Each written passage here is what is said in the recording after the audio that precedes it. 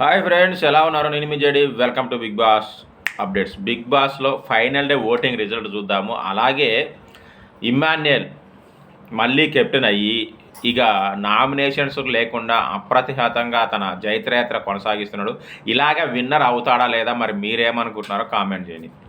Winner అయ్యే chance అయితే ఉండకపోవచ్చు అని అయితే నేనైతే అనుకుంటున్నా. ఇక నాకు తెలిసి టాప్ 5కి అయితే ఉంటాడు, ఆల్రెడీ చెప్పాను. సో మరి విన్నర్ అవుతాడా లేదా అనేది చూడండి. ఎందుకంటే ఓటింగ్ అనేది పడుతుందో పడదో చెప్పలేము. ఇక ఓటింగ్ రిజల్ట్ విషయానికి వస్తే భరణి గారికి కూడా ఓట్లు బాగలేవు. ముఖ్యంగా సాయి శ్రీనివాస్ బాటంలో ఉన్నాడు, అందులో ఎలాంటి డౌట్ లేదు. రాము రాథోడ్ అండ్ భరణి గారు, సంజన గలను, వీళ్ళు నలుగురికి ఓట్లు అసలు లేవు. పెద్ద తేడా ఏం లేదు. సో అందుకనే మొత్తం కూడా అందరి ఇది కూడా ఎక్స్ప్లెయిన్ చేయట్లేదు.